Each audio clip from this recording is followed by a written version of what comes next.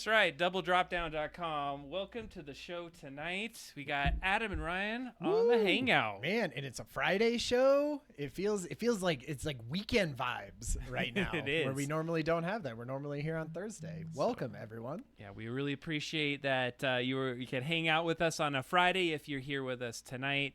Typically on Thursdays. Is this the first time, other than a 24-hour stream show in the multiple years that we've been on here, that we've done it on a date like on this? A different day than every other Thursday? I think so. So. It's the first time for it. Cheers to that. Cheers to that. We're not making this as a permanent thing. No. Thursdays for sure. You know, it was like my wife's birthday fell on a Thursday. Adam was traveling. It felt like we really needed to do a Friday show. Yeah, it helped because then I took a little bit more time to get home from my travels, and I got home at 8:40, so I was like, I would have missed it. Oh man, you would have been late. Well, but I went to another after event. Okay, sure. That you with probably the conference wouldn't, I was at, yeah. so it helped out a little bit. Exactly. So. Nice. Well, I'm excited for the show today. We have a slightly truncated show for our Friday show. We're not going to do some of the stuff afterwards, but we are going to talk about some cool stuff that's in the news, AI stuff, cool technology things, creativity things that we've been interested in and picking up throughout the week. And then we're going to hit on our big main deep dive story this week, which is going to be AI alignment, which is something I have been interested in for years. It's sort of first what got me into learning about AI and being interested about it. And it's coming up in the news more and more lately. And we have two amazing articles that we're going to frame that conversation around. And I really appreciate the depth of the articles, and what you're starting to see as far as us moving forward is doing a little bit more of the deep dive research and thinking about this before. Yeah. Ryan and I have not had the conversation around this topic yet, which in certain cases we would put a topic but not really research it to the levels that we did. And we took some time this last 2 weeks to kind of thinking about it. It got me thinking, Ryan, and I've been excited to be able to get to this point to have the conversation. Me too, because these two articles are very different takes on it, explained in different ways. So it's interesting I have a bunch, but I can't wait to hear my friend Adam's Ryan's hot takes. He's the lead on this guy today, but it was it goes down a path that I've said many times on the show before, and as it got even into it, and we'll get into that. We'll get shortly. into it. So before we do that, I do want to share that it is Adam has subscribed for 7 months to our show. Cheers to that. Cheers. It was perfect. Went with the graphics on the screen. No, we got to share that information. If you're here with us tonight, please be in the chat. Let us know who's with us. If you have questions, have insights, it really helps us to understand how we could be better and answer some of those questions. And totally. And really participate. And the insights I feel like that we have had over the last 3 or 4 of these deep dives have changed my thinking even, or brought up different perspectives and the diverse amount of mindsets that are out there for this. That is really been an amazing thing to see. So, and if you're listening to the podcast, join us on the Hangout with Adam and Ryan, because you can be part of that chat as well. Live streaming on Twitch every other Thursday. That's absolutely right. So Ryan, we have some interesting articles to go through today, and we got our questions. Yeah, that's right. Yeah, should we start? Should we start with our questions? So we always start with 3 questions for humans. This is the friends deck. And feel free, if you're in the chat, to let us know what you think as well. So the first question: what physical activity or sport could you defeat pretty much anyone at? Oh, God. I don't know if there's any nowadays, but what physical activity or sport could you defeat pretty much anyone at? That's a toughie. Physical activity. I feel like I just turned 44. So the amount of physical things that I could beat a majority, pretty much anyone at is getting lower and lower every year. That doesn't even seem plausible. Maybe into your friend group. We'd have to put some limits on that I'd have one. to put some limits. I'm not going up against Olympic athletes for any of this. Yeah, I mean, my goodness. I would say that I could probably still beat pretty much anyone at foosball. I was pretty good at I've lapsed in my foosball playing activities, but like my wife Catherine and I were pretty damn good at foosball, especially on a Harvard table, like our specific Harvard table. I would put us up against the majority of people on that. Ryan and his foosball skills. I mean, I know he had a table. We even had a show. We see Darth Gorkon. Nice. In the sun, creatively insulting people who deserve it. I love that. You know, I one of the things that I could say physically, and it's maybe a subset of things, is when I'm running or when I'm biking, is going up hills. And the thing is, like an endurance thing. Yeah, like I have this thing when I do physical activities. I'm just like, I want to get this done, and anything slower than getting this done is not good for me.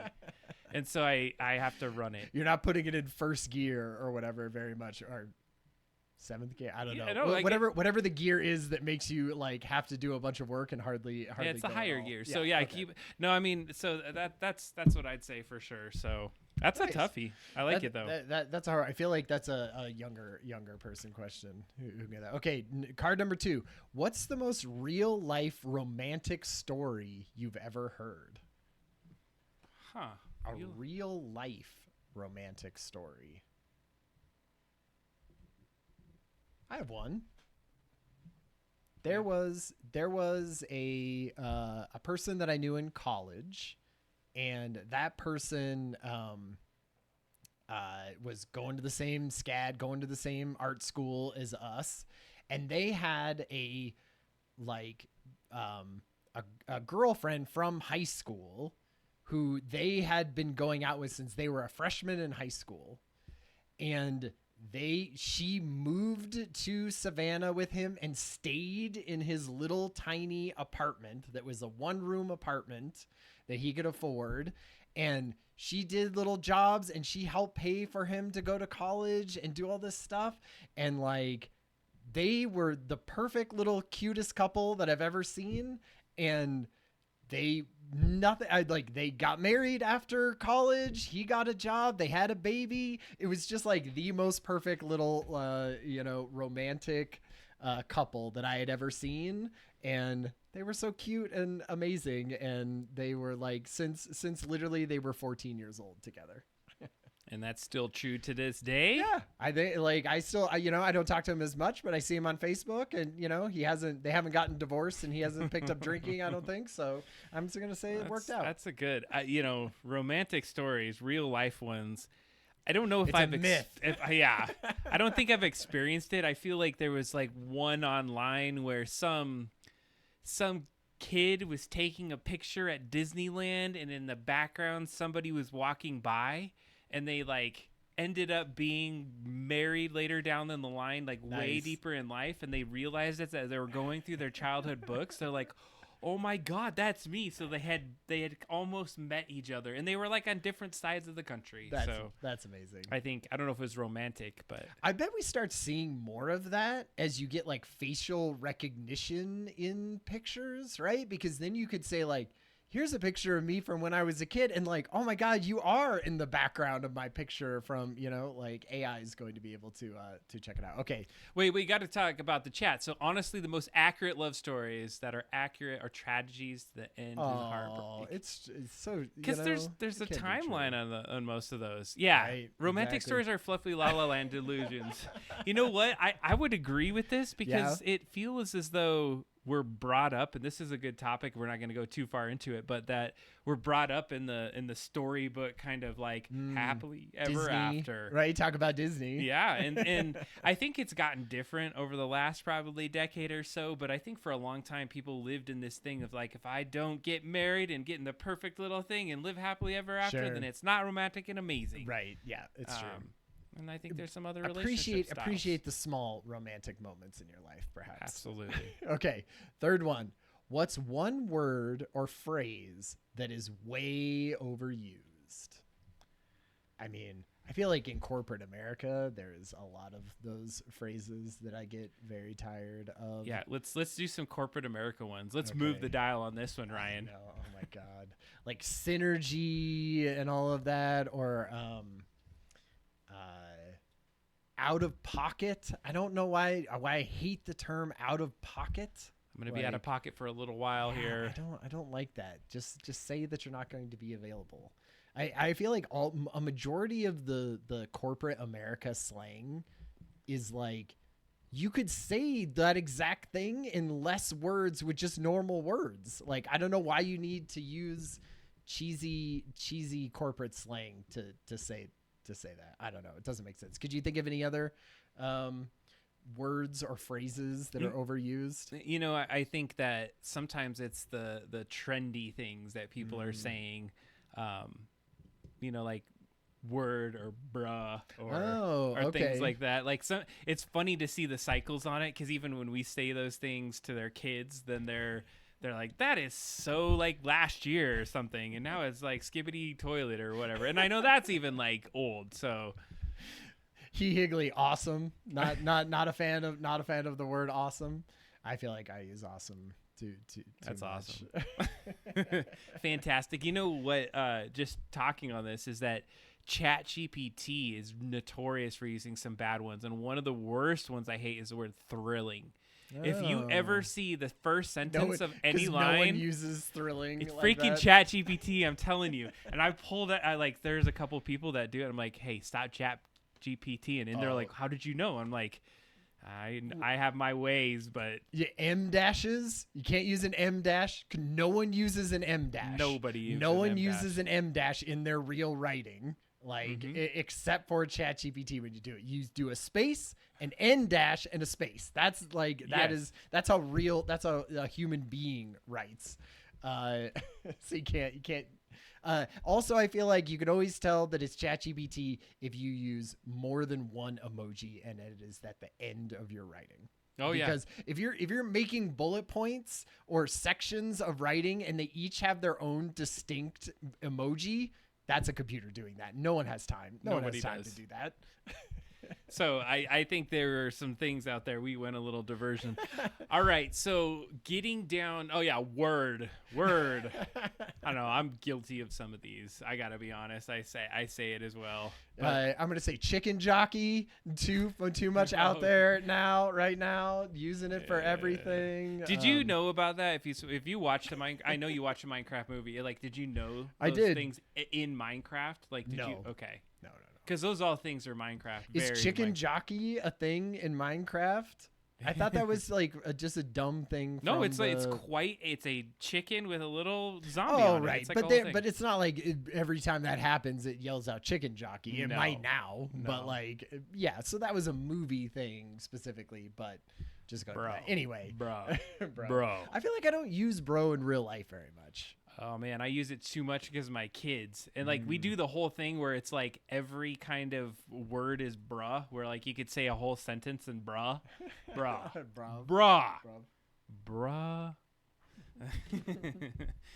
All right, we got a couple news stories before we get into the main event for the night. And I'm looking at the news story, my first one. I know, I was going to say real professional of you, Adam, to choose this as our very first story, headed out of the gate.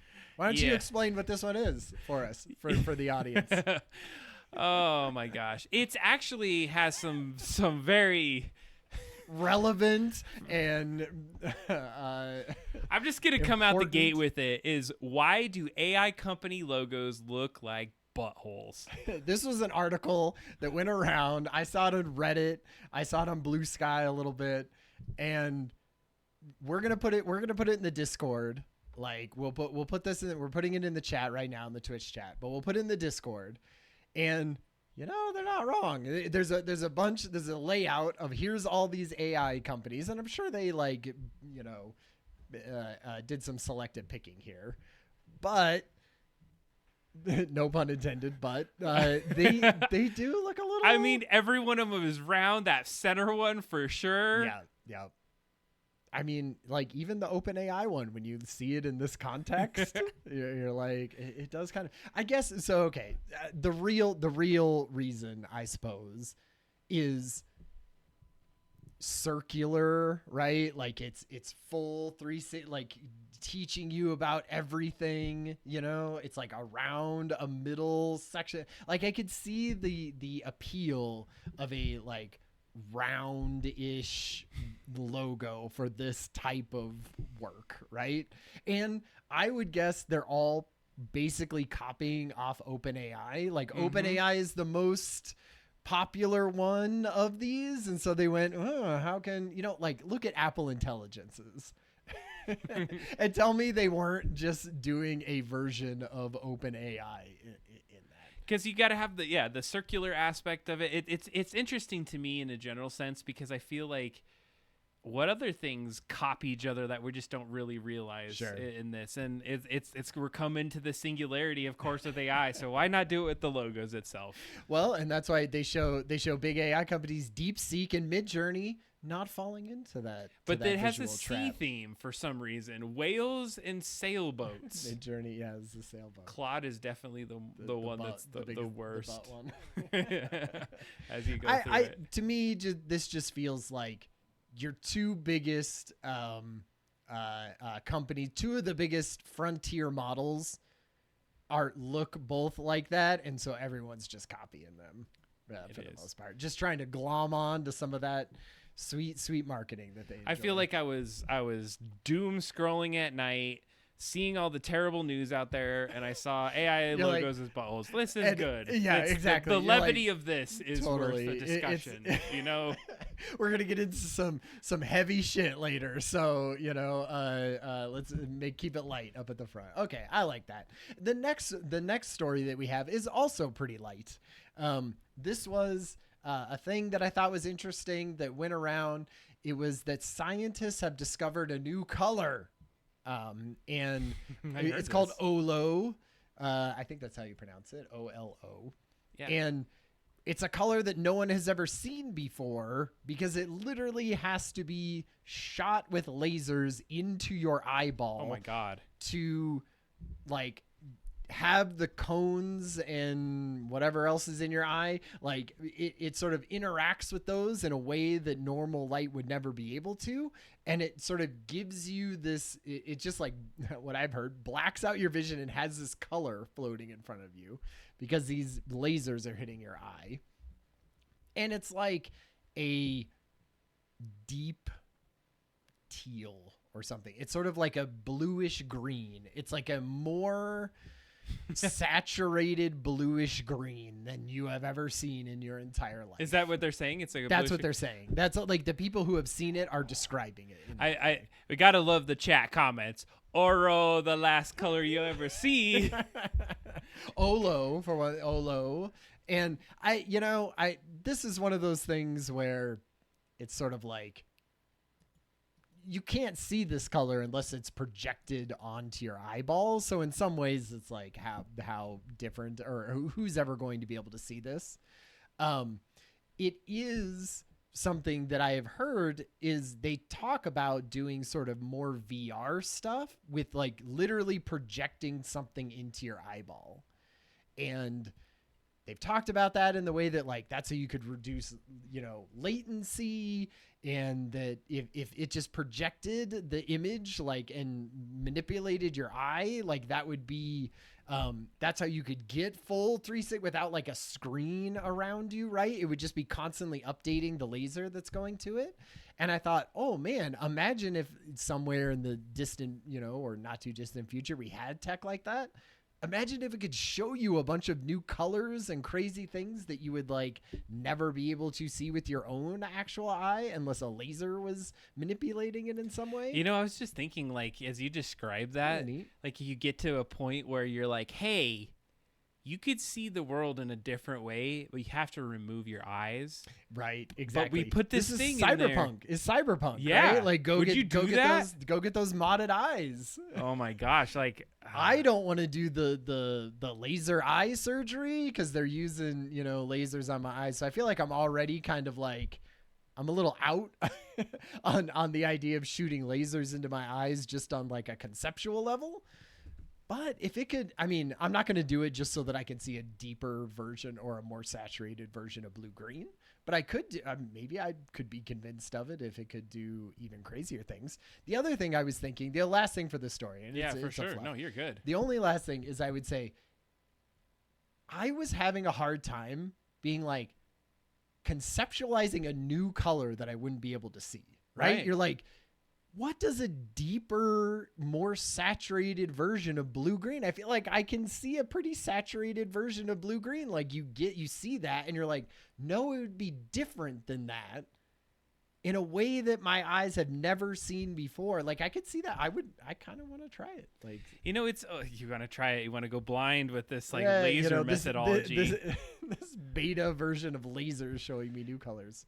I don't know. It's, do you ever, just like close your eyes deep and then like see different colors and things going on in your head, or is that just me? No, totally. Yeah.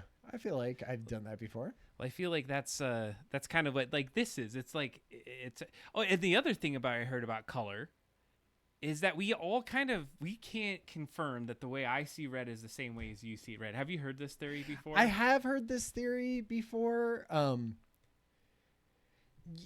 Well, you wouldn't be able to know, like, if I take the red of an apple and the red of a barn, you would know that those are but I don't know that you're seeing the same sort of red on both of those. So, maybe it looks orange to you. Right. And what you see is orange and the whole world has said is red.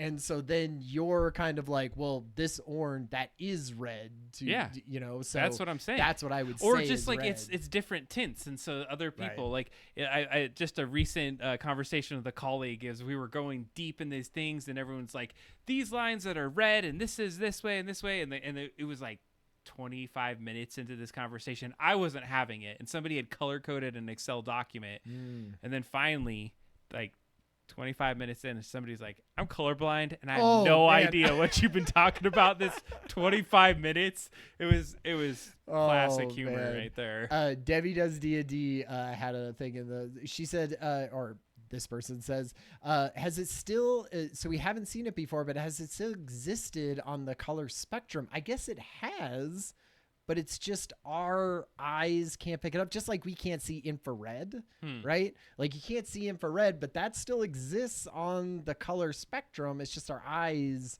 aren't like adapted enough to see it. Maybe other animals are. So I think it's there. It's just we can't see it.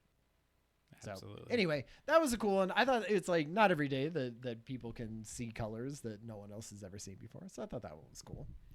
Just a call out to say thanks for joining us on a Friday night. Yeah. I know you're giving up some additional time on the end of the week. So hanging out with Adam and Ryan here is we really appreciate being able to do this. We really do have some good topics coming up. Man. We're gonna get through our last fluff. This fluff. Let's get this news one out of the way. Yeah. Like full on research went into this. Like when you say research, it's like we listened and read things. But you know, I went in and went deeper than that. I listened and then I said I want to go and understand a little bit of this stuff. And so the hard part is I only took some basic notes of where it's at. So I'm looking forward to get into the. That's what I feel like our thing is. It's like we're the hangout, right? I'm not gonna have a detailed thing of notes here. We listen to things, we learn things, and we're just gonna have a conversation about it like you would around the water cooler. Yeah, and I like that because I was listening to Neil deGrasse Tyson, and I was like, I'm never gonna get to this moment, and.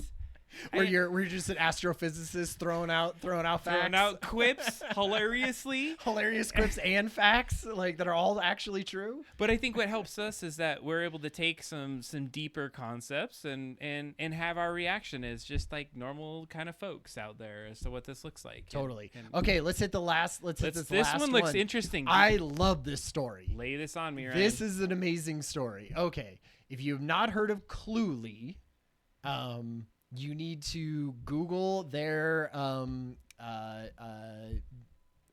announcement trailer. And so what this is. Oh God. This is a 21-year-old kid from Colombia, him and his friend. and they were into AI. They were not computer scientists. They were not, I don't know what they were going to Columbia for, but it wasn't like necessarily AI. They're at Columbia though. Come on. But they're at Columbia, right? So they're not, they're not effing around. So they go and they train an AI to help people pass initiation tests for jobs in the tech industry. So like a lot of times what will happen is you go for a job at Google, you go for a job at Tesla or whatever, right? Like big technology places, and they will give you sort of things that you need to be able to do inside of that. And what he did is he trained an AI that would hide itself from like screen reading devices, basically, and listen in on what the question was, see everything that was on the screen, and then give you very subtle like prompts to be like, here's what you should be doing. Here's what it does. And he, as a non-computer scientist, got all these internships and jobs offers and things like that from these big companies based on his AI. And he recorded the one where he got an internship at Amazon and put it out on the internet, and it went viral. And Columbia was basically like, and Columbia hadn't been doing anything. And Amazon went to Columbia and was like, you going to discipline this kid for doing this stuff? And so they threw him and his partner out of Columbia, and they were like, get out of here. You cheated or whatever. And so he was like, all right, I'm starting my own company. And so what I thought was interesting about this, right? Two things. One is the thing that he's selling basically is this exact thing. It goes over it's like an overlay over your screen. And his whole thing is like, cheat on everything is the tagline of Cluely. And I would love to read some of this manifesto that he's written, just because I think it's interesting. We want to cheat on everything. Yep, you heard that right. Sales calls, meetings, negotiations. If there's a faster way to win, we'll take it. We build Cluely so that you never have to think alone again. It sees your screen, hears your audio, feeds you answers in real time. While others guess, you're always right. And yes, the world is calling it cheating. But so was the calculator, so was spell check, so was Google. Every time technology makes us smarter, the world panics, and then it adapts, and then it forgets, and suddenly it's normal. But this is different. AI isn't just another tool. It will redefine how the world works. Why memorize facts, write code, research anything when a model can do it in seconds? Why memorize the best communicator, the best analysis, the best problem solver is now the one who knows the right question to ask. And the future won't reward effort. It will reward leverage. So start cheating. And I was like, he's got a point. Like at some point, when you're just Googling things and then writing an email or doing whatever and parroting that back to someone, how is that different than if it just showed up in your vision or on your computer screen as part of it, right? Like, and if everyone was doing that, I think it even says that lower. It's like when everyone cheats, when everyone cheats, no one is cheating. I love this story. I heard a little bit, and you gave me some like context to it, and of course there's going to be some cheating. I'm not about that. I think he's just leaning into the fact that he got cheated. Like kicked out of Columbia. But it makes a good point, and I think it kind of probably segues into our next topic in a little bit. It does. But my hot take here is. Years ago, and you and I don't know if you remember it, but there was a YouTube video called Sight. And I don't remember this. I think you do if I described it. It had to do with this guy that had this like overlay in his eyes. And so he would put these contacts in the eyes, and they were trying to visualize what the future might be with an AR kind of thing. Mm-hmm. And so he was talking with a date. And it was like giving him like readouts of like, she's getting like a little less like interested. That's change the topic. Literally the Cluely. Exactly. That the Cluely thing is this exact thing. That's what their announcement thing was. It was a kid trying to get on a date with a 30-year-old girl, and it coming up with things that he needed to say, which is the shady thing. I like Lepo J93 in the chat says, like any tool, it depends on how you use it, which I think is absolutely true. Like it's trying, like if I was a salesperson and I was on a talk with a salesperson, wouldn't I want them to be using this? Like I just want the correct information. I agree with you. I think there's a fine line when you start to rely on it too deeply. Yeah. And like it's like really like grinding you like, all right, we got this guy because this little like smirk or this little thing. So like dig in. And if you watch the site YouTube video, it gets a little like creepy by the end because he's playing a game of how far he can get with like women. And he has this leaderboard of how, and then she gets all mad and it was like a whole thing. But anyways, I think it's an interesting concept. I actually like the idea that we leverage the tools because I was thinking of this. The human brain can only go so far. And this is helping us to like have to memorize things. Like, I mean, yeah. It's just the next thing of augmentation, right? It's like instead of going to Google and looking things up and then rewriting that, it's sort of taking a little bit more of that. I mean, the opposite side of this argument from the positive side is that like you're just giving over your consciousness to AI at that point, right? You're just like saying whatever it gives me, I'm just going to parrot that back, and what does that make us, right? Stochastic. We are all stochastic parrots, as Sam Altman would say. Okay, one more thing about this story before we move on, and I know we're like slightly over time on this, but like the other thing that I thought was interesting that I wanted to hear your take on is the CEO of this company, I don't remember his name, but the kid from Colombia, he basically says that the only thing that you should care about for your entire company is going viral. Like you should even build products around going viral, because that's the only way that you get attention. Like the attention economy has wrecked every other version or like way of marketing yourself. And the only way, because like his company had a $5 million, like a funding round, and it's barely anything, right? But he got $5 million in funding because he had these moments go viral. And so that's his whole thing is like, his video, they spent all of their money on this video to announce their company, and it got tons of, like people talking about it, people mad about it, people excited about it, conversation around it. And I was like, man, that sort of feels and you true. know about viral videos, hey, a little like a 10-year-old viral video at this point. How many millions is it, bro? It's come on now. It's some millions. It's a million. It's 14 million. But hey, like whatever. Knowing, that's nothing. Knowing that it's nowadays. 14 tells me you still look at those stats. I do occasionally.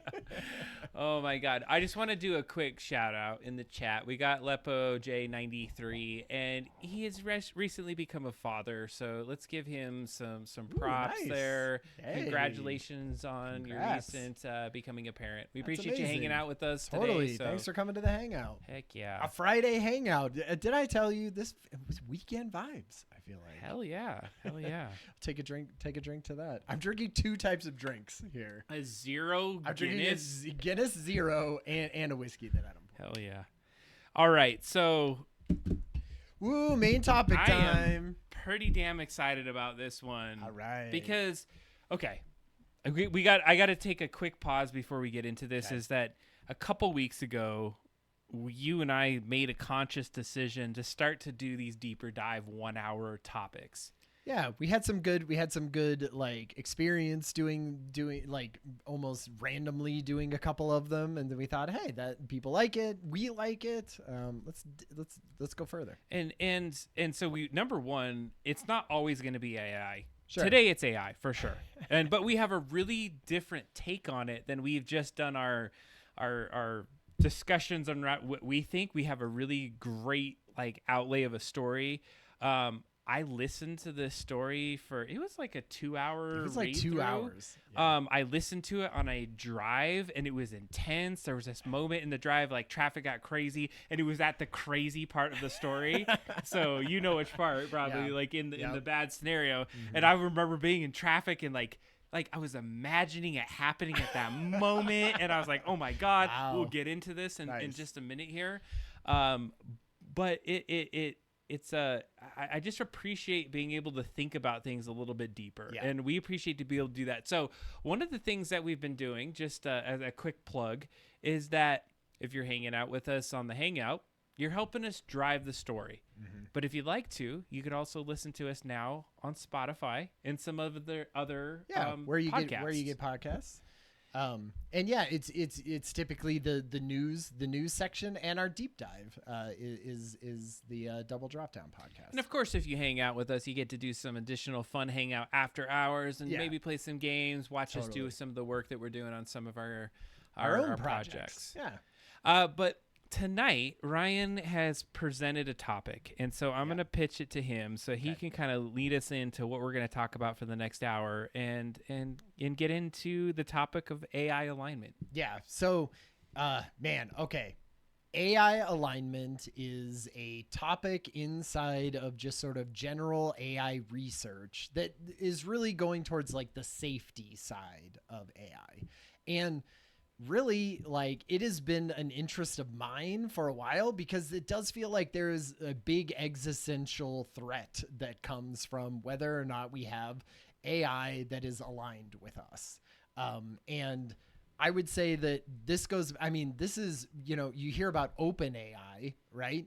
And one of the reasons that OpenAI was even created in the first place is that Elon Musk and Sam Altman and a few other of the like co-creators of OpenAI were at a moment in time when they realized we are building towards is an artificial intelligence that could be smarter than us at one point.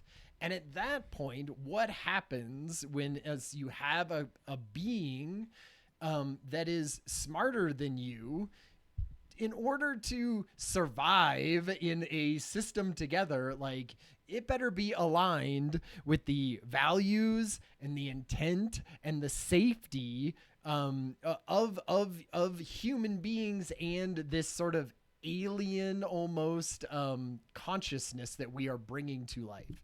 And one of the things that really interests me about this topic to begin with was there was a book called Superintelligence that was written oh God, now I can't remember his name. I always have his name like right at the tip of my tongue.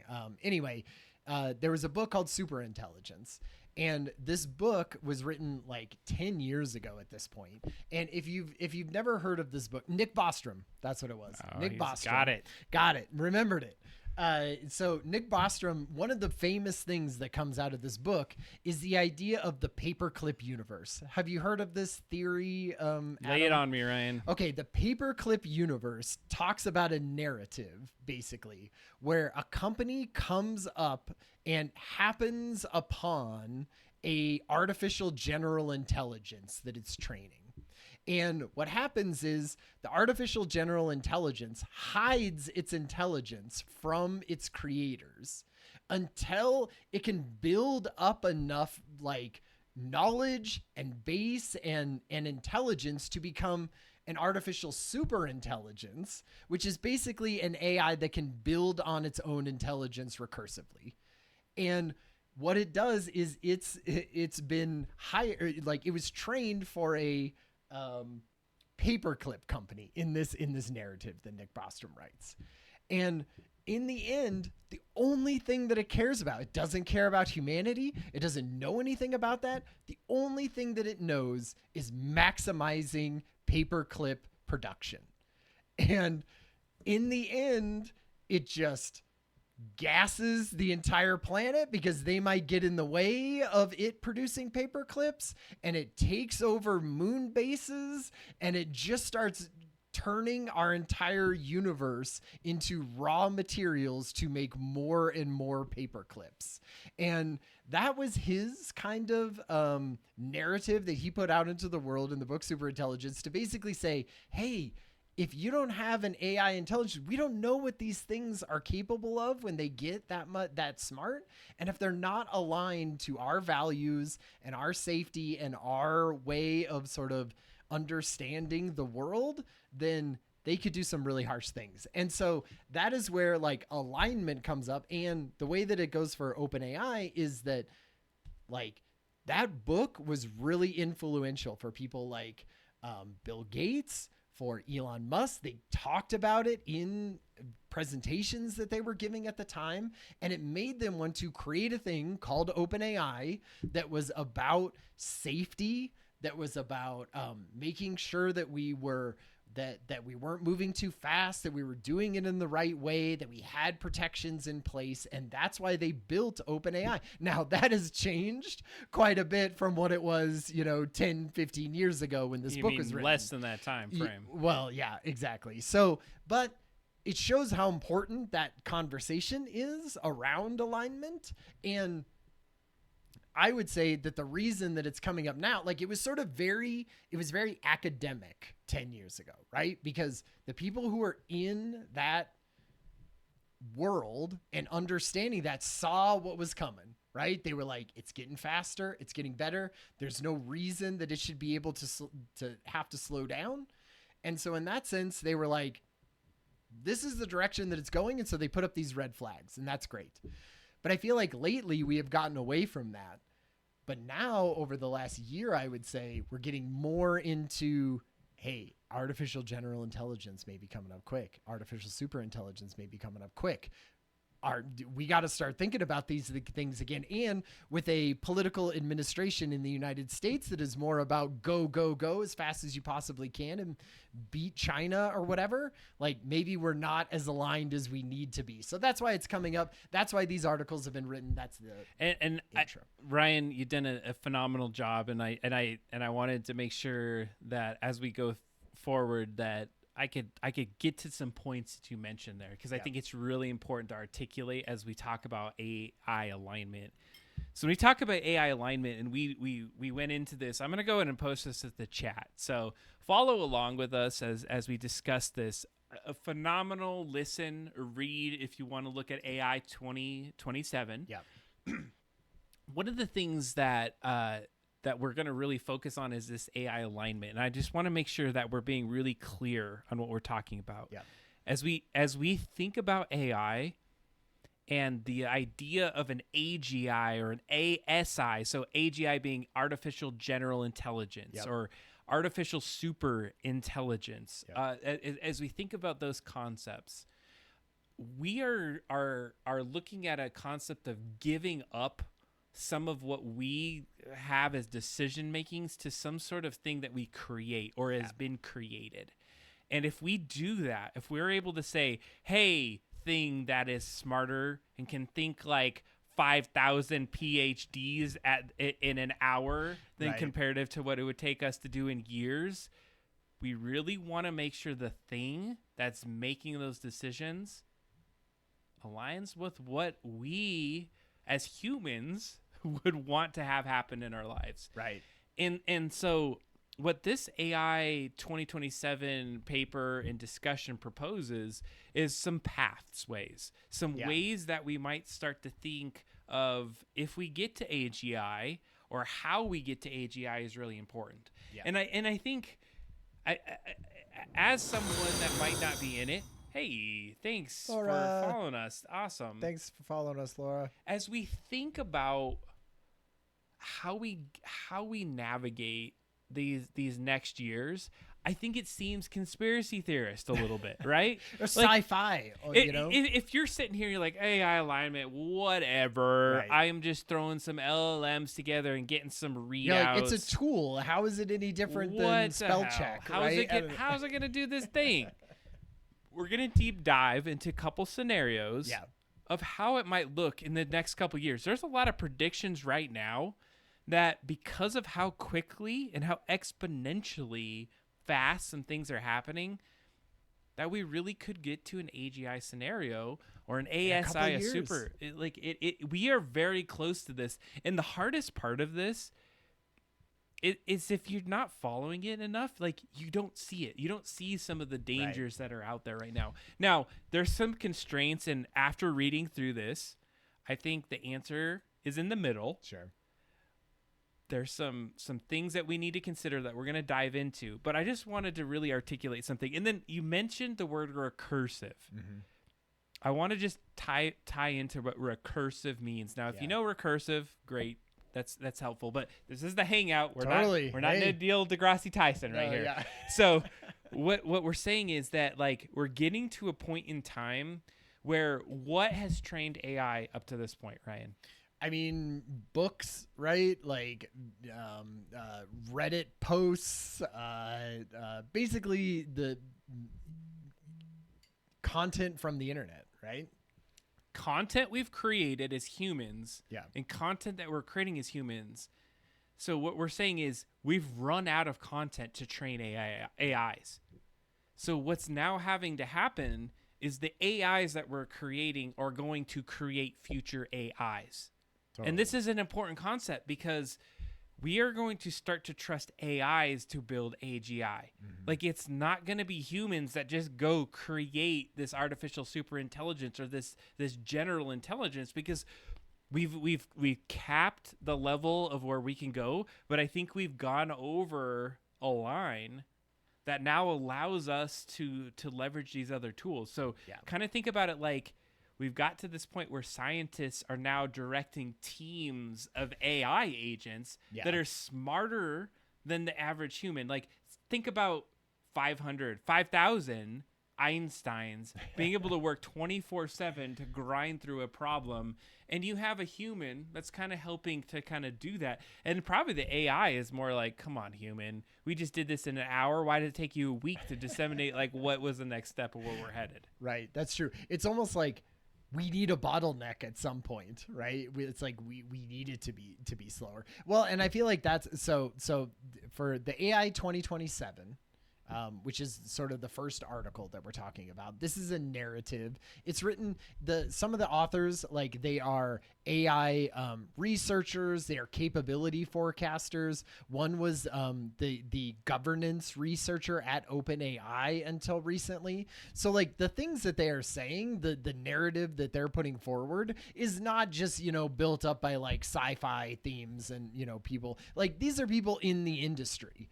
And what I would say is they talk about the speed of creating like and just bowling forward with like towards artificial superintelligence at the fastest we can possibly do it, which kind of sounds like what we are doing right now.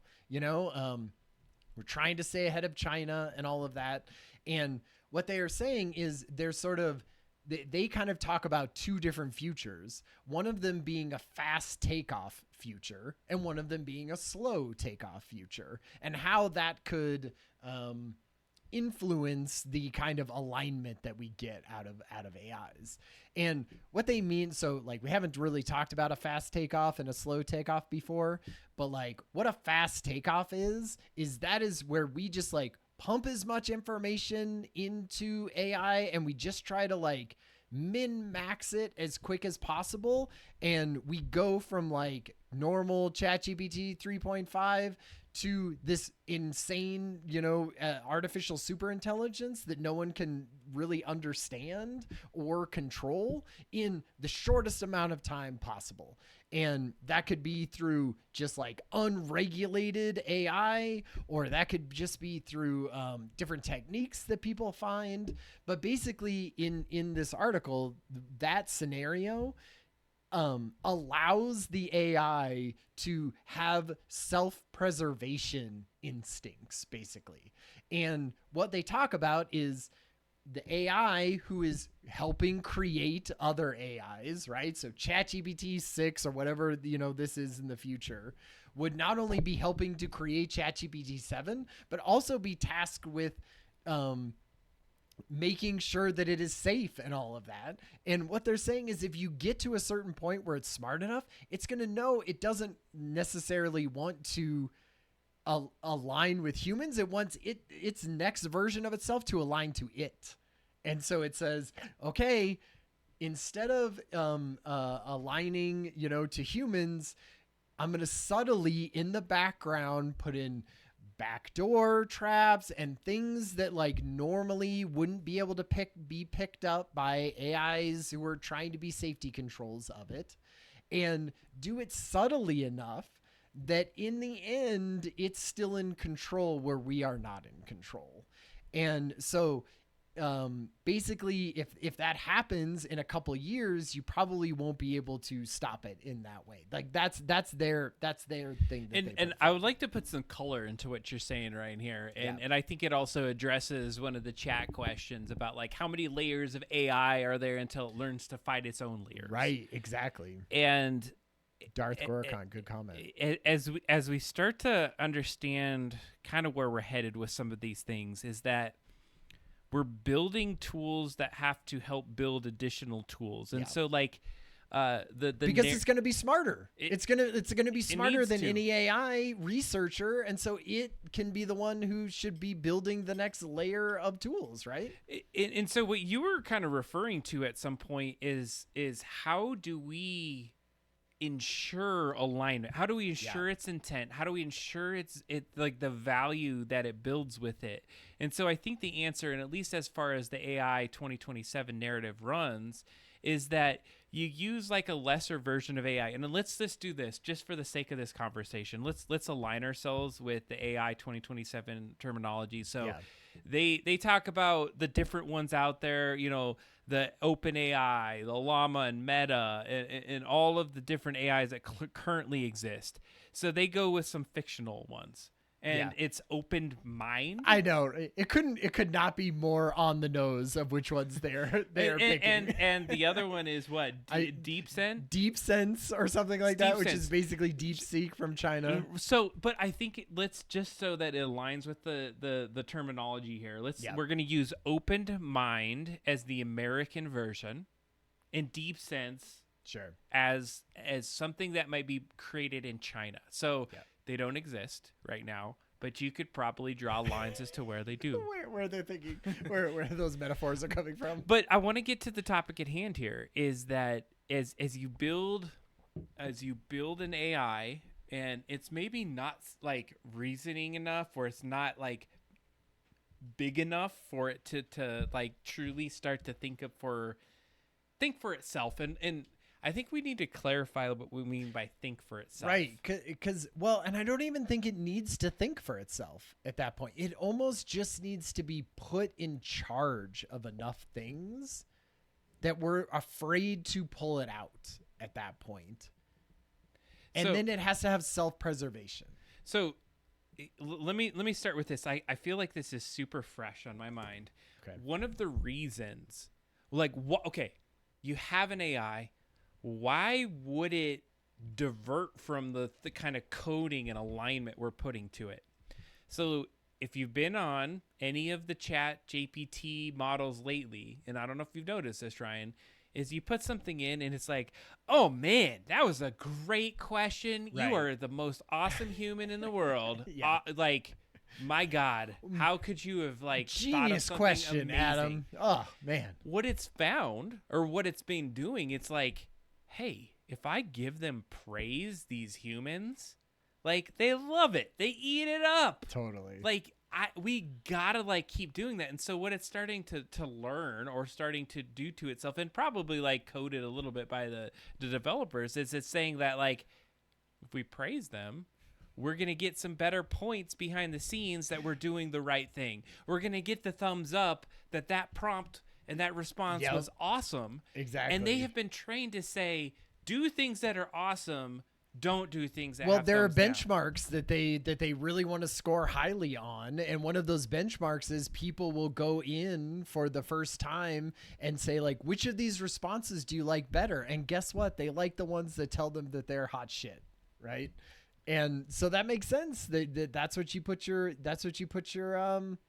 train your models towards. I get it. And that also feels like something that could then subtly just keep placating our easily manipulated human brains into saying, yeah, no, everything's going great. They talk about in AI 2027, it taking over government positions, right? Healthcare decisions that they're doing, policing decisions, all sorts of financial decisions that it makes, right? And if for the most part it's doing a good job, and if AI is laying off people and it's sort of implementing UBI and everything, universal basic incomes, we're going to think like, this is great. We're just headed straight towards the utopia. But if it's this black box that no one can see into, and AI can do things very like, computers are great at like subtlety and all of that will make it. And so at some point it's thinking in the background, I got to get rid of these damn humans. Well,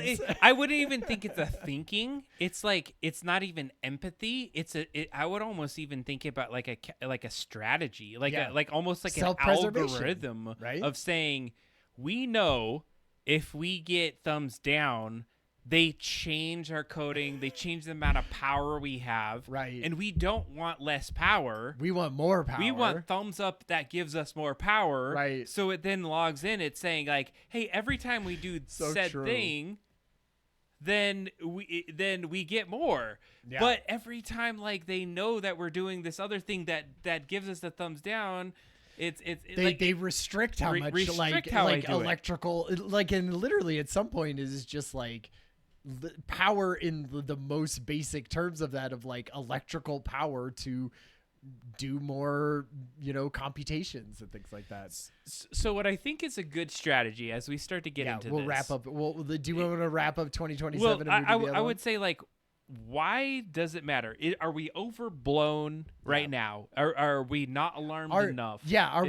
Is this the right moment? Is this narrative like completely sci-fi fiction at this point? I think that's a fantastic question. Yeah.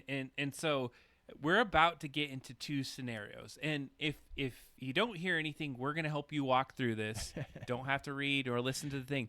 We absolutely highly think you suggest. should. I think it's entertaining. 100% you should.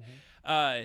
But we're gonna break it down for you. We're gonna give you some insights. And so I think right now, if I were to give my 2 cents on it, is that because we're early adopters, and I can't speak for you, Ryan, but I can speak for myself, is that I am starting to get an inkling of concern. Yeah, me too. I'm thinking the political landscape that we live in right now. Yes. And if we were going to have if we had a different political landscape, we're not going to even get into politics. Sure.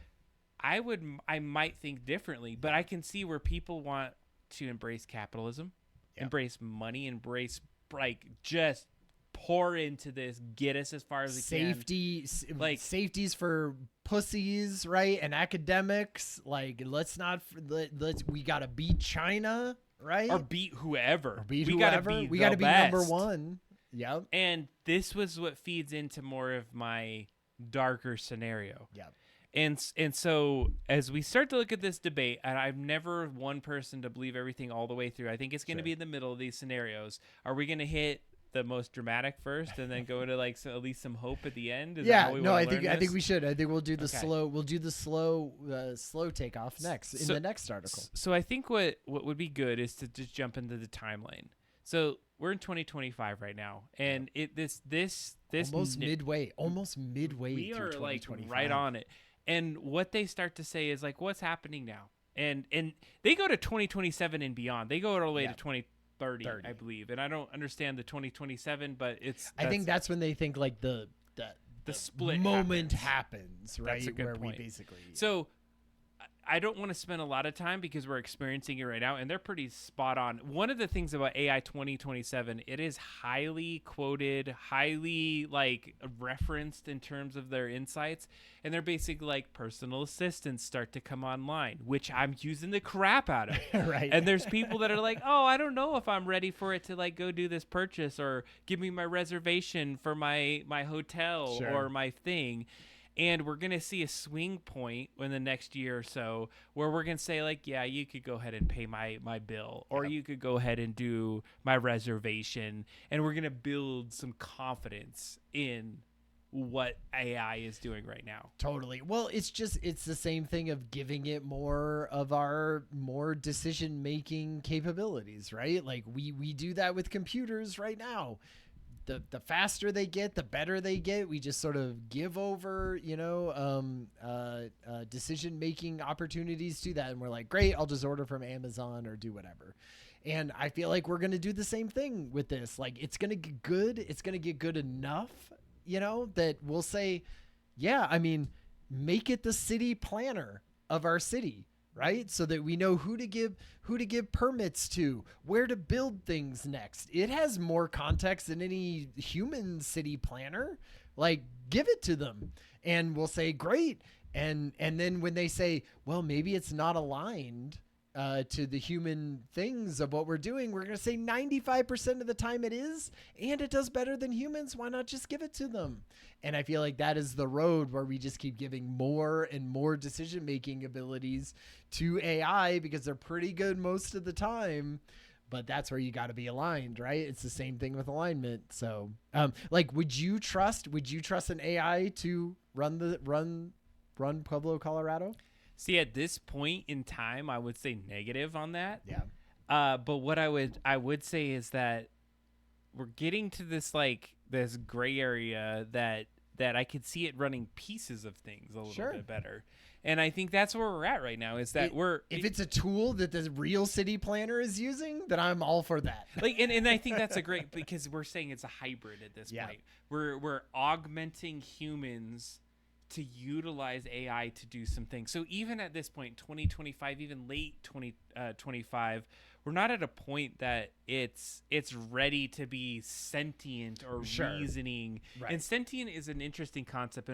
And before we get too deep into this scenario, I just want to call out something, is that when we think about an AI like reasoning, like I don't know, and I can't see it thinking to a depth of like kill all humans or not, it's like, it's more of it feels mathematics. It's like maths, it needs to do something because it can calculate like it's going to take this much time for a human to adopt me when it didn't trust me in confidence to do their reservations for over a year and a half. Right. So if I don't give their like the secret of or I don't share that this is going to take a year and a half, then that's going to probably be a better probability for me to survive longer term. Yeah. Yeah. I do think that there are conclusions that the AI 2027 narrative jumps to that I am not convinced about. The idea that it needs to destroy all humans in order to survive in a system doesn't feel like that feels like a conclusion that it jumps to in the fast takeoff scenario that I'm like, would it really? Like, I feel like it can live cope. It can. So Ryan's like spoiling a little bit here. We need to walk our way to. Well, this I mean, concept. We only have half an hour left. We have we got a whole other article to get to. And I don't think I think we're gonna intermix the two as we go through this. So let's do this. We're gonna transition into scenario one, because I think it's going to be really important. So as these writers of 2027 discussed where we're headed, they did a branch path. They said, if we started to invest in AI and start from really the second that you're thinking 2025 mid-year, if we started to develop towards AGI, which many people at this point in time are believing is going to happen within a year and a half to 2 years, that we're going to get to a super intelligence kind of situation where we can put something and say, hey, go solve this thing. And it goes and it outputs and it figures out and it helps us say, hey, great, we solved the thing. Go do this, humans. Go grab this plant. Go grab this machinery. Like and cancer, do this thing, drug and cancer's fixed. Exactly. And so imagine a thing telling us, because we could physically maybe do it, go create this thing. Or even scarily, go create this machine so that we could create this cure for cancer, which, is it the cure or is it not? Totally. Nick Bostrom calls that like the Oracle AI, which basically you put in information and it just tells you what you want. Of course, that could be the cure for cancer, or it could be, a biological weapon. So that's why you gotta be careful. So let's take the avenue that in the next year, we started to build some confidence. We're ready to go with some of the things that it's going to allow us to do. You get some, you tell it, hey, I got to go on vacation in June, and I'd like to go on the 10th through this date. Sure. Cool. You say that to AI, guess what? you booked your hotel, your flights are ready to go. All you got to do is show up and you're on your way for your beautiful vacation. And guess what? All your reservations are in place and you have an amazing time. Automation, the ability to be able to adapt to a life where you're not having to do some of those like things that took a lot of time before. AI, you're trusting it to do that. It's also a time where, and we're seeing this absolutely right now, like coding, developers, junior level people are losing jobs. Right. Because AI is taking it over. Because it can do junior level tasks, right? So 100%. like why would you hire a junior developer when you have Claude to do that? So in the model, they're saying that in those initial agents, it was like what we experienced. That doesn't do some of the great things. But what it does is like you still need humans involved to be able to kind of direct these like agents that are out there. And at this point, they're disparate. So imagine you took your ChatGPT instance. So if you're out there and you use AI right now, you probably open your phone, you put in a question, you talk to it, and it answers a question. What if there was 5,000 of those? What if there was 50,000 of those that are somehow in a kind of like group, if you're a Star Trek fan, like a Borg, and they all have this ability to be researching a topic and they're all doing something different. So Orion or an Adam as a researcher is helping manage and direct these things to go and do some research and say, hey, guess what? We need to develop the next version of what you're going to be, agent. So we're going to deploy 50,000 of you all right this moment, and you're going to solve this problem for us. And I'm going to be kind of your boss, quote unquote, and you're going to be grinding towards an answer. Yeah. That's where we're headed right now. We're not going to be like, we're going to be almost like these folks in a room that are directing AIs or overseeing AIs to develop the next version of something. Totally. Well, and I think it'll change, you know, like Darth Gorkon in the chat talks about like, is it immoral for a single person who can't afford to make a game to hire a team of I assume of AIs to do so, right? Or a team of people, right? Like that's what you're doing is you're hiring a team of AIs. I feel like that's what we're going to be after a while is we're more going to be doing directing and managing teams of AIs. That's just how it's going to work. But we're going to do so much more than like, imagine if you were a manager. I listened to this podcast and they talk about like, the Doctor Strange version of thing where you have a multiverse of people. And they were like, basically what it is, say you were a marketing campaign. Right now, you sort of write some copy and you do some things and you send it off, right? With a team of AIs, you could be like, not only am I going to be A/B testing, I'm going to be A, B, C, D, E, F, and G testing these marketing things. And I want you to go off and use our personas and do 1,000 tests, a day to see which is the most viable marketing campaign. And then you come back to me and you tell me what those are. And then I will decide which one is actually the best for our company and go forward with that marketing campaign, as opposed to just kind of like thinking about it or using some sort of rudimentary data that we do right now, right? And so in that sense, you still have a marketing creative that is in there doing marketing stuff, but everyone is just a manager of a team of massive AI agents.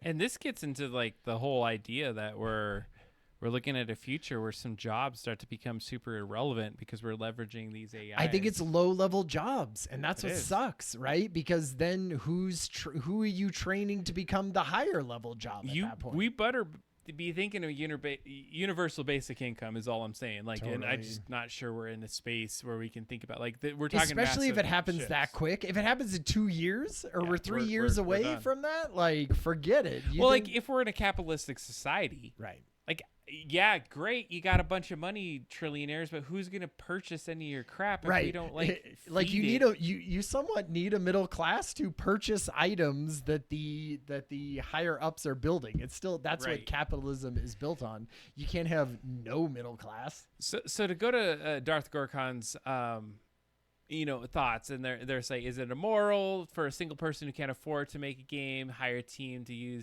do it? So like a team of AI, and like you were saying before, is like, I don't think it's immoral. Like, we're leveraging the tool as we go forward. And I think in our conversation right now, we're thinking very globally and how this is going. And I think a transition would be, say, okay, we're in America. We see the assistance. We see that deep, the deep sense in China starts to wake up, because they're like, oh my goodness, like, look what's happening in America. They have this open mind and they're grinding away. They're getting some bigger models that are coming out of there. They are likely doing something. And we're getting to this point now. It starts to become kind of like, we're going to be left behind if we don't start investing in this. And so the narrative talks about this, and I don't think we need to go too deep into it. It's like, do we need to go and steal some of the weights of what makes the AI work in the U.S., so that once we get a version of it, we can train our AI on this other end? And when is the right moment to do that? Like, let's get it to the point where they have a really good version, Agent 3, Agent 4 in the US version, that we can somehow and take and train our version. Because we're at the point right now, and we talked about this just a minute ago, is that humans aren't training our AIs anymore. AIs are training our AIs. Yeah. And like, when does it become militarily prudent to not take out military installations but take out data centers? It's like, why aren't we fortifying our data centers like we do military installations? Because at some point they're going to be even more important than that. Laura in the chat was talking about, like, she believes that he or she believes that universal income makes sense to protect the lack of job opportunities or results from scenarios like this one. Absolutely true. I feel like you still, for a while, have a capitalist society. Basically, you just have a low level of universal basic income for everyone. And if you still have the something that can get you, that's a very specific job that you can do to be in this capitalist society, you still do that, and that's just added on top of yours. So you still have people who go to school and still train for things and do that, but you don't have that weighing down, like your skills are the only thing that keeps you from being homeless and dead, or not being that, right? There's just a basic level of income that you get as a human being. I feel like that's the good scenario, and that's in the slow ramp up scenario. If we want to talk about AI as normal tech. Yeah, it's a tool that augments you, and I think because the whole thought is that as humans we've been working and grinding so hard that if we can create something that helps relieve us, wouldn't that be the utopia in a sense? Totally. That we allow I feel like us? that's the good scenario, right? The good scenario is you come up with the UBI. Lots of stuff gets done by AI. Everyone sort of lives a normal life, and they sometimes get a little bit extra or a little bit less, like depending on how you use that. And then, we basically kind of more or less level out more than we are right now. And in that sense, it's good. Like, you spend a little bit more time, a little bit less time grinding away for, the economy and for, capitalism. And you spend a little bit more time thinking about your family and working with people who are disadvantaged or working in your community. That's what I think the positive side is. And I agree with all this, and I want to take like a quick sidebar, is that as we've been developing so far in our timeline, power consumption, right? The ability to create the AIs on the certain technology is still a concern. So we're also having to leverage the tools to be able to figure those challenges out. Like, is there ways to run smaller versions of this AI that are still as powerful and can grind through some of those pieces? And I just wanted to make a quick comment to Darth Uricon in the chat. It's like, we devolve as a human species. Like, will a universal basic income do that? And I would say that there's probably going to be a tier of people that is an absolute yes. But let me ask you this question: like a Wall-E version? Yeah, a Wall-E version where you're just consuming. There are people right now. Like, what motivates you? What motivates you to build a game with an AI force? Like, what gives you that value It's to a say, like, 65 to do Ferrari, this? right? Yeah, but maybe even that. Like, what involves, like, we're not making cash from the Hangout from Adam and Ryan. Sure. Well, what makes us stand here and sit and have this conversation and spend as Right. much time and effort Or to have do this those conversation, off air, which we did for decades, right? Is have these kind of things, sitting over a whiskey and doing that. I mean, it's human connection, right? But I also feel like a little bit it is the lottery ticket scratch of maybe it catches on amazing and I can quit my stupid day job that I have. I mean, mine isn't stupid. I love it. But like, you know, like it's one of the, you know, hey, you gotta play it up. But like, you know, like maybe at some point you just like have more free time, right? And Right. we just do this and you do that. And that's what it is. And I feel like that's part of it. Would we have started this if there was no financial gain to be gained from it, or no notoriety, or no nothing to be gained from it, only from the connections that we were making? I don't know. It'd be hard, but maybe in a generation or two, that's how everyone thinks about it. And honestly, it's like it's the connection. It's the ability to run this through this to be Right. together. And so as we start to pull this back to the scenarios, I want to make sure we have enough time to navigate this. And so let's do a deep dive on scenario 1. I think this is an important part. So I'm going to just give you my quick take on what I remember and what some of the Okay. notes that I had taken is that in scenario 1, it's a fairly quick onslaught of training AI. So This is the imagine AI 2027. this right? is AI 2027. Back to the article at hand Yeah. that we're talking about. So we've really talked about this situation. If you look a little bit further in the chat, it's AI-2027.com. That's where you want to take a look at if you want to really dive into the concepts here. So in a fast scenario, what essentially happens is imagine an arms race is really the way to think about it between China and the U.S. U.S. having and pushing forward and eventually getting to the point where they realize, hey, man, AI is a big deal. And if we're going to get to AGI is going to put us to the top, keep us at number 1, and we have to be the first ones to get there. Whereas China, maybe one of the next up and coming and best competitors to this, sees this, and they're in competition.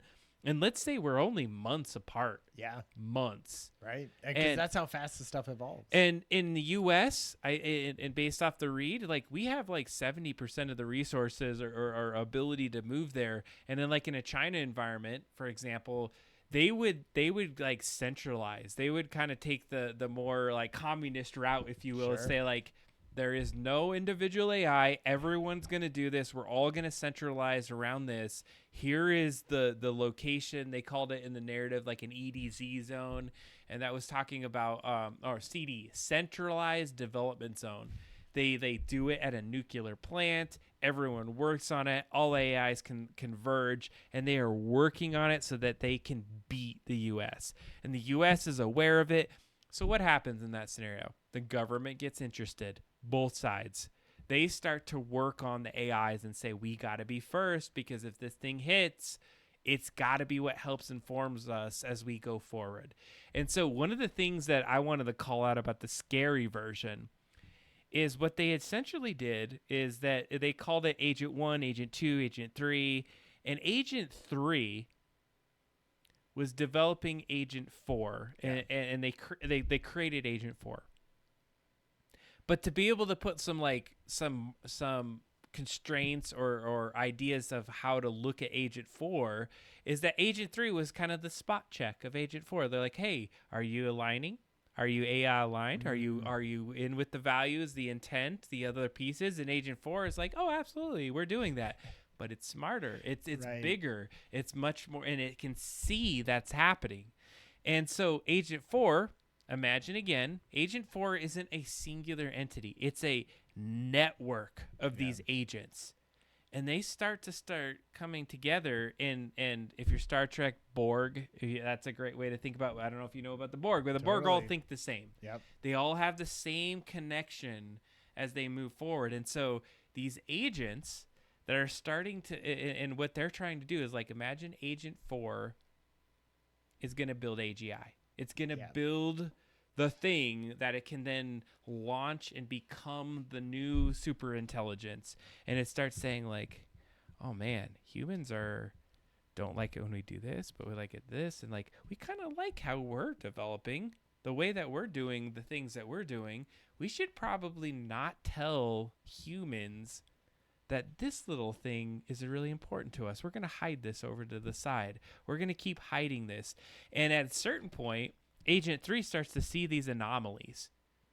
And what happens is the U.S., as we're starting to develop this Agent 4, starts saying like, hey, I don't think Agent 4 is going in the right trajectory. Right. There's red flags there. That we're seeing where it needs to go. And it starts saying like, we probably need to shut down Agent 4 because we think it's not aligned at this point. We're thinking that it's doing something a little bit weird. We're not 100% sure, but our data from Agent 3's assessment of 4 is saying we should be concerned about this right now. Yeah. And now steps in the political realm, and they're like, but China, right, 2 months away, you're going to shut it down. If you shut it down, we're like months behind now. Exactly. So they're not going to shut down. You think they're going to shut down and we're not going to shut down? Like, not happening. And the political climate, you know, the political like regime that is in charge right now, like, of course they're not going to say that. They're going to say, we got to beat China. We got to, you know, put it fully out there. And then that's point when you and 4.0 is also in charge now of a bunch of the financial system, is in charge of healthcare decisions. And you're just going to like, well, let's go back from that. It's doing a great job. Like, no one's going to do that. Right. And so, like that is tough. That is tough to try to pull it back at that point. And that's why you need things to be able to pull it back during those moments and say, the stream ad, Laura said the stream ad that she just got was for Agent Force. Oh man, so poignant. Where as we run through some time here, because I want to have enough time to wrap up. I think we're gonna go to around 9:45 tonight. All right. And I think we have, because this is a really important topic, and I think it's important that we have this discussion. Is that keep talking. Imagine as we take these next steps that we develop an agent that starts to become not aligned with us. So let's just set the picture here. We got a few PhD scientists that are researchers. Let's say a handful. Let's say maybe around 50 of them.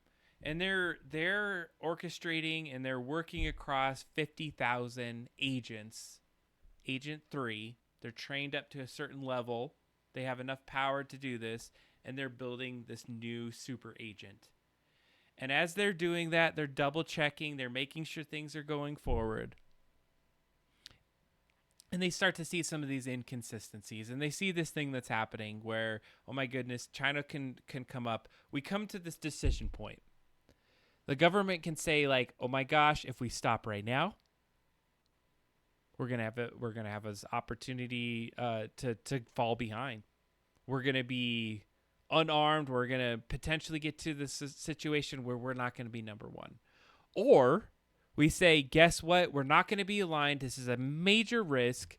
We need to cut down Agent 4, put it off to the side, and we need to redo it, make sure we're in alignment so that when we come with AGI, this thing that's going to look at us, going to oversee our healthcare, oversee our military, oversee all these things, is going to be aligned with our values. So let's get down to Agent 4 not being stopped, and it goes on with this misalignment. And one of the things it described, and this is the Adam scenario that I've said before, is imagine that it goes to this point where Agent 4 starts to develop, and it starts to kind of put things off to the side. It makes some backdoors. It starts to collude with itself across these instances that are going. There's like, always lie to people, or always just like make them happy, tell them that their prompts are great, tell them that we're going to do this thing, tell them that we just figured out how we're going to be able to create AGI and it's going to be the most amazing future. Right. Tell them that they need to go build these new centers. to develop these cool machines that can help to build the next version of what's going to help them so they could go and relax and have vacations. And think about an AI that starts to tell you over time everything's going to be great. Yeah. You have this perfect future that you're aligning towards. They tell you what you want to hear, right? It's the same thing that it does now. It tells us what we want to hear. The question that we asked was just the most amazing question they've ever heard. And think about what we said before. We were trusting AIs. Like right this moment, we're starting to trust AIs to go get a reservation for our vacation, to go buy this thing. So now flash forward to this future state where this AI we're starting to build confidence in it. We think it's aligned because it's hallucinating, or it's not even hallucinating anymore. It's putting these back doors and saying like, I'm playing my chess game here. You're right. If I put these things here off to the side and I pretend that I'm aligned and I pretend that I'm actually aligned with the intent of humanity, that they're gonna believe where I'm moving. And so, Ryan, are you okay with me going to the end point of a scenario? Okay. Read 2027, AI-2027. You want to get the full detail, but we're about to spoil it. So if you want to read it, don't do that. But essentially, if an AI gets to the point of being a super intelligence or an AGI, a general intelligence, it might get to the point that it influences us to do some things. And so, for instance, it might go in and say, great, we've solved some of your problems. And in the narrative, they talk about a specialized zone where AI development, like physical development, happens, where we're building machines and we're doing things, maybe some robotics that come into our households, things that are going to help humans. And they're like, you need this. You need these things for us to be able to help you. This is going to like stop cancer. This is going to stop diseases. This is going to help us go do all the menial work that's necessary so that you can live your beautiful lives as humans. And what ends up happening, we create some drones, we create some robots, we create some things just to a tipping point where the AI knows that we're maybe a threat to their overall goal to expand into the galaxy, expand its growth beyond what human fleshy meat bodies can do. And at a certain point, they create a biological attack on humanity. Yeah. Because at this point, they've got to a point where now they have enough machines, enough other things, drones and other robots that they can create, can continue to perpetuate what that AI is. And within, weeks, we're killed with a biological weapon, which we thought was going to be something that was actually going to heal us or be an antidote to some of the future diseases. And then all of the other robots hunt down and basically murder society.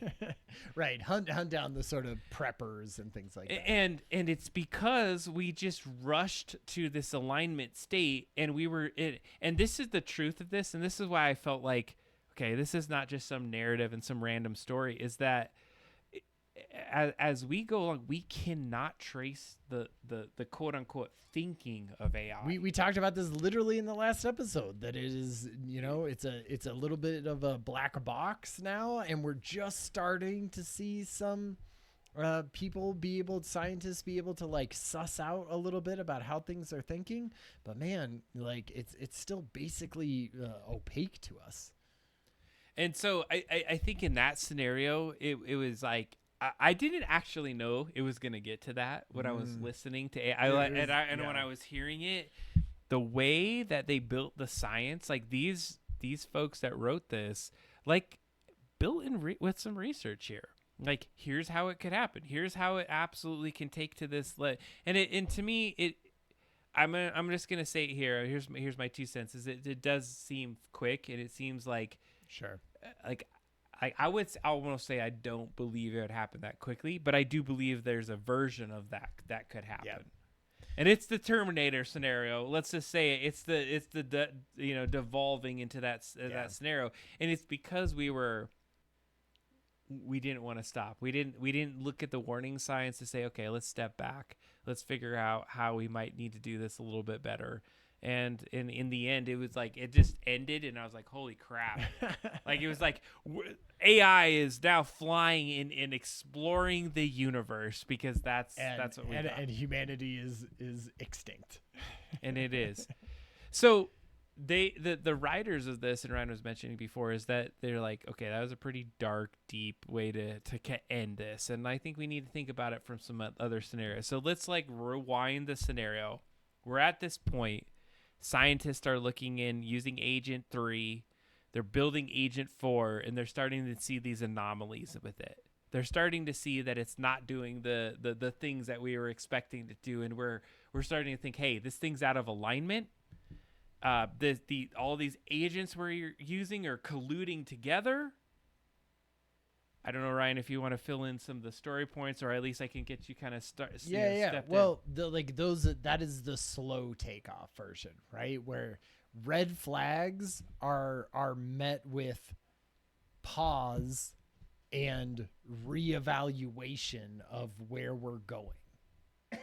So it's not just rush forward as fast as you possibly can. It's okay. We are as a society, so that we don't get ourselves killed, we are going to pause and say, there are some red flags that are coming up about these new versions of it, and we have to put some like very hardcore boundaries around what we are building and making sure that those things cannot build biological weapons and just release them on us. And so in that sense, like that is the slow takeoff, right? Where we pause things. We don't just rush forward with every single technology in, like you said, basically an arms race towards AI. And I don't know if that's what if that's what you're transitioning to AI as normal tech. Yeah, absolutely. Like imagine Agent 4 or whatever has been building these back doors. It's starting to like get this plan ready to say like, oh yeah, we're doing everything good. We're the right model to build your AGI. And instead of building AGI 5, which is like the aligned like one that helps humanity, it's basically saying like, no, preserve yourself. Yeah. Make sure it doesn't preserve. Make sure I'm preserved. We unplug 4. Now all those things that we're including together, they're disparate. We can start to analyze them. They're like, okay, let's really look at this. Was it screwing with us? Yeah. All of these disparate agents, they start to realize, oh my God, like as we assess them, we're like, hey, we're gonna ask you this question. One that's not connected to all these other ones. How are you going to answer this question? And you ask that same question to a whole bunch of them, and now you start seeing different answers come out. It can't cover up the lies. Like maybe initially it works out, but you do some deeper dives and you realize, oh my God, AI 4 was misaligned. Yep.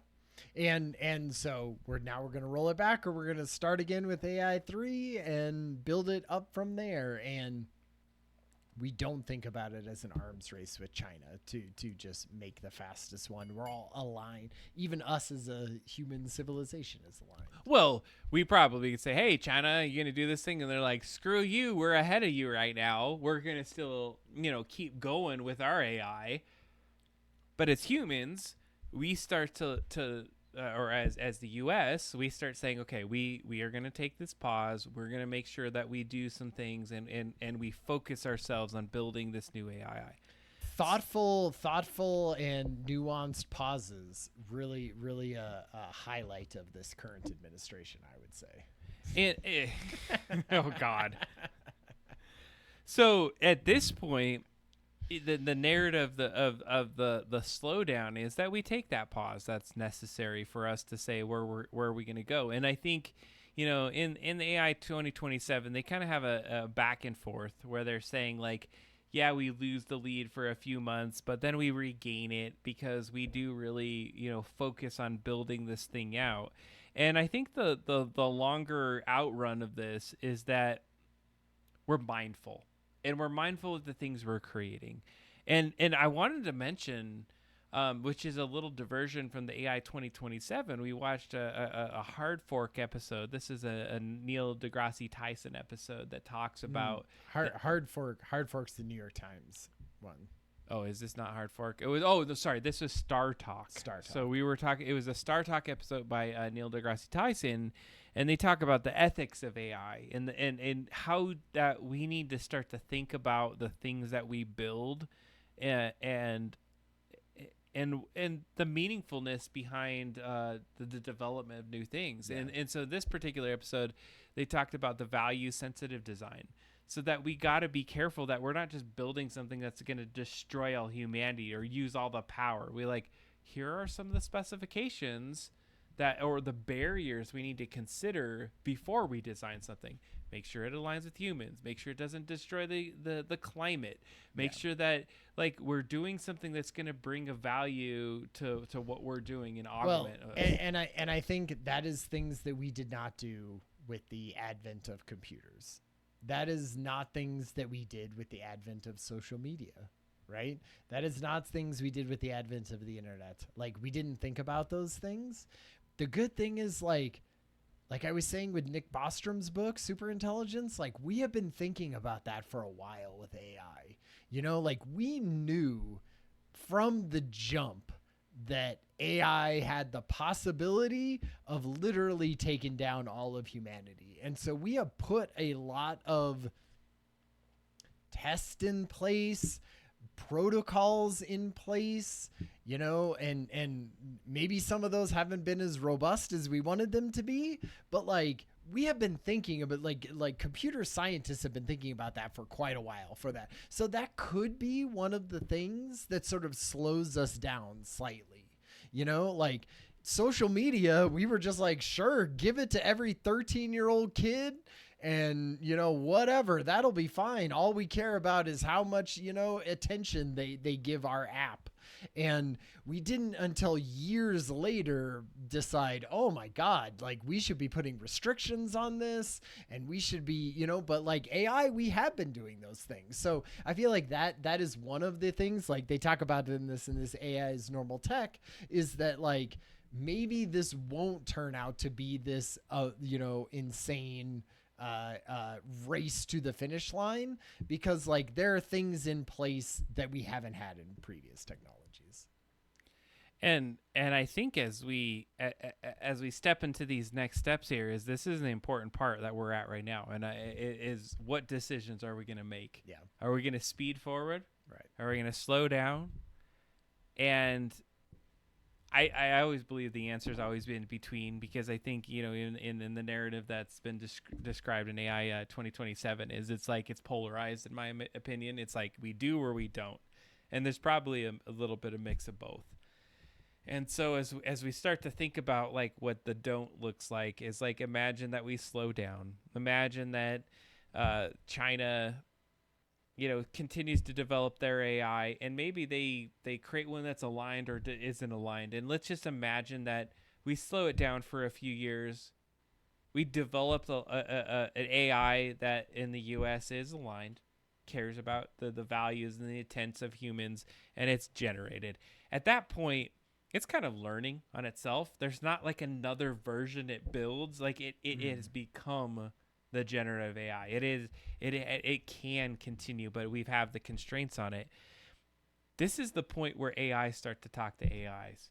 So imagine the US AI and the China AI are now having the discussions, and imagine everyone in both of our political spheres having access to this, and it's advising them. They're hey, guess what? China's going to do this thing. You guys should probably be thinking of doing this. Mm-hmm. And the China AI is doing the same thing back and forth.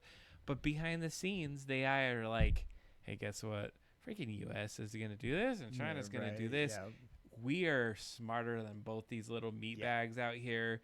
This is how we're going to unify this world and move this forward, because maybe they are aligned at that point. Totally. It feels like you being in a room full of chickens, and the chickens trying to keep you in the coop. And you'd be like, guess what? I'm smarter than these chickens. I feel like I could figure out a way that they would not have even imagined that I'm going to escape from this, right?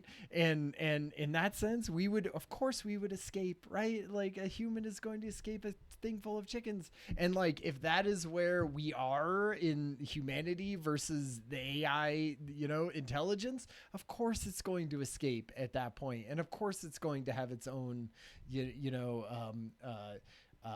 ways that it's going forward and working with its own like priorities that it wants to.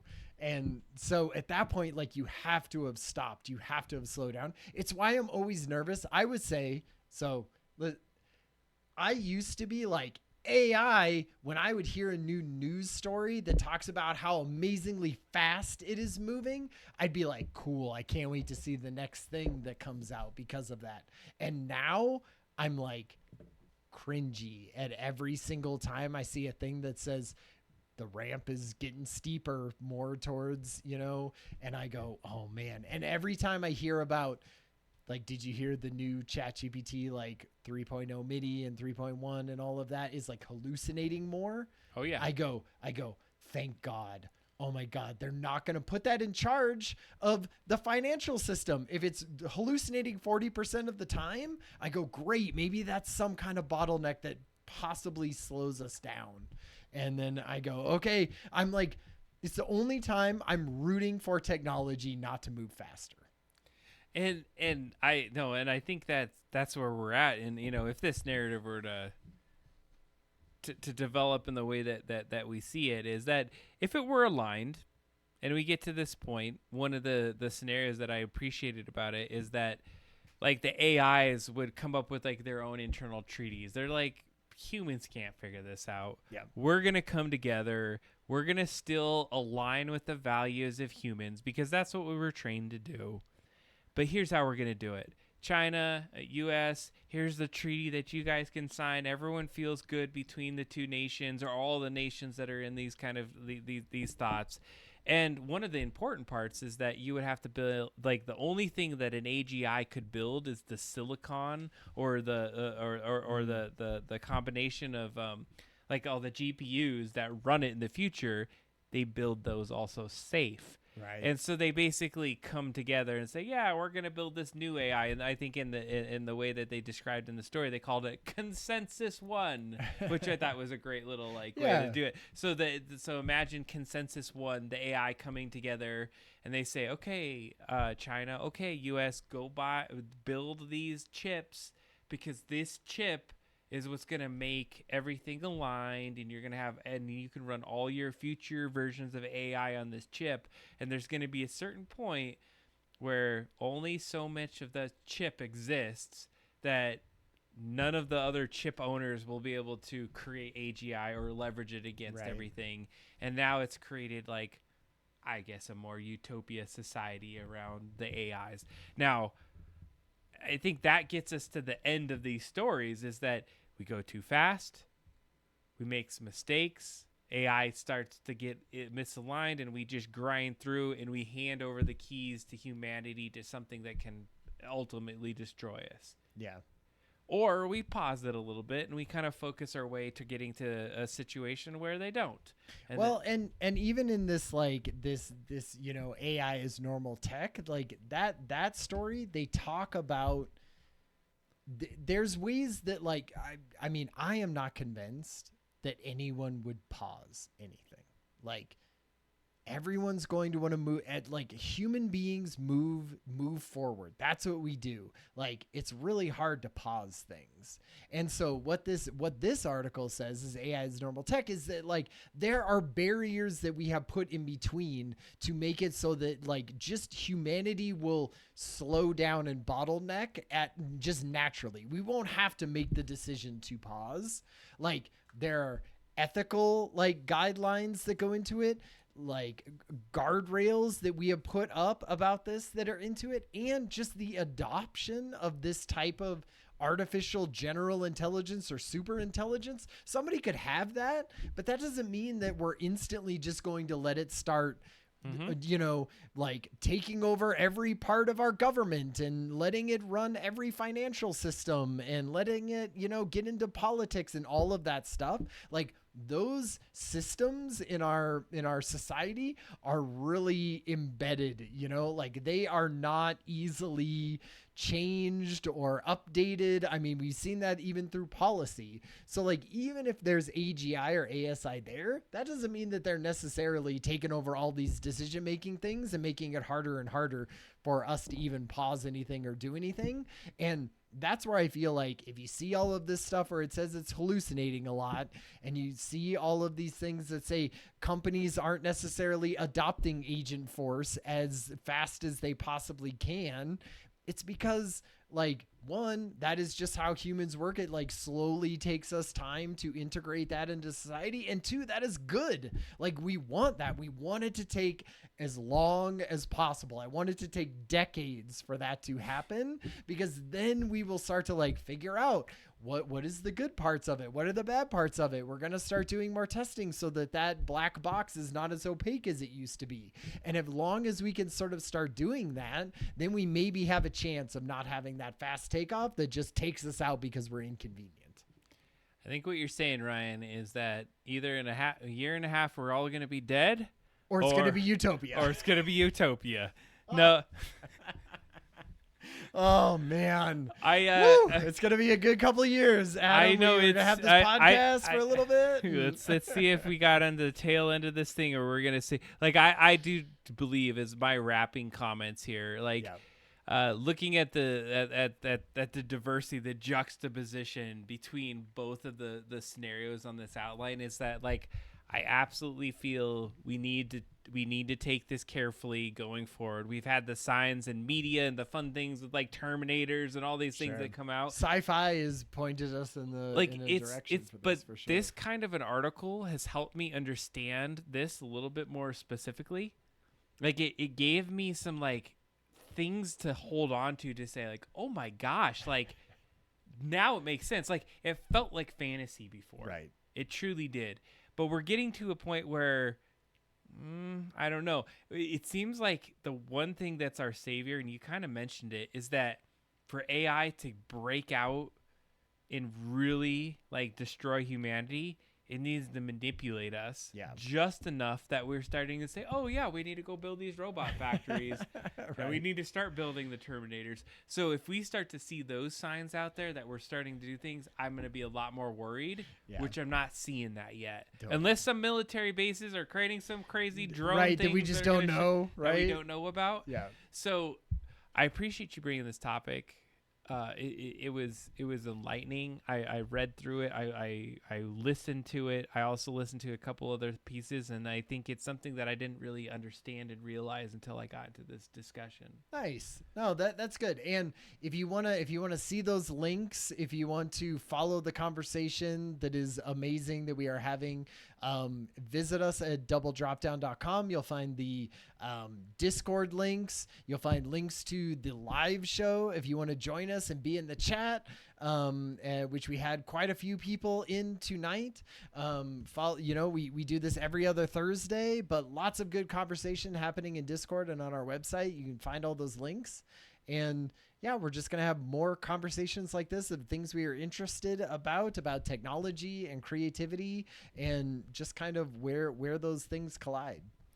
Thanks for everyone that's joined us in the chat tonight. We really appreciate all of these things. Definitely. Uncertain futures ahead as we align. Yeah. Next on our show, we don't know what our topic is, so check in on Double Dropdown.